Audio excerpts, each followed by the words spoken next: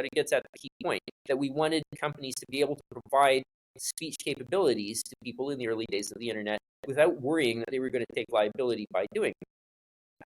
And Section 230, of course, is famously only 26 words long. And when you have a law that's that short, then there's going to grow up judicial interpretation around it. And so there are a series of key cases in the early 2000s, particularly in the Ninth Circuit, that established very broad Section 230 protections for online companies, essentially saying that that online companies have a virtually unlimited liability shield against what is posted online. That's part of why we've seen the emergence of social media as such a distinct category, because it is per se crowdsourced and not original content for which you would be liable potentially as a publisher. And the whole idea of providing a crowdsourced platform, which, at that point, you intervene with that crowdsourced platform to be sure, monetizing some people, demonetizing others, promoting some, suppressing others. Is this starting to act like a publisher? The world wonders. But that was not the case in the early 2000s. We were still 3 years before the Facebook IPO. It was still very much a world of amateur forums and bulletin boards.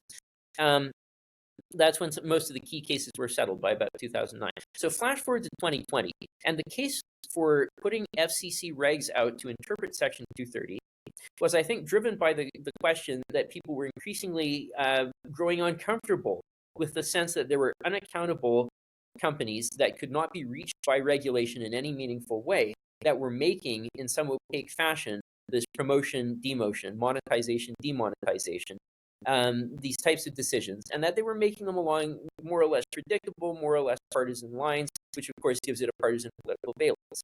Now, the dumb thing for the federal government to do in response to that would have been to jump in with a second Communications Decency Act and just trying to put speech codes online. Not only would that have failed in the courts, but I think it also would have failed with public opinion.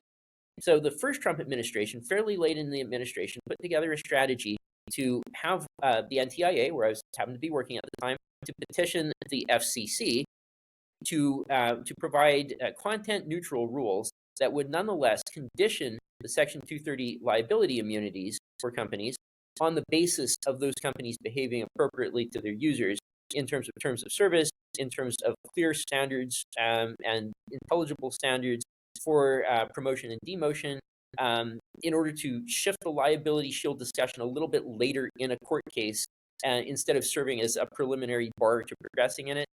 So those were intended to shift the balance of power in favor of the users. In the event the FCC never wound up adopting such regulations,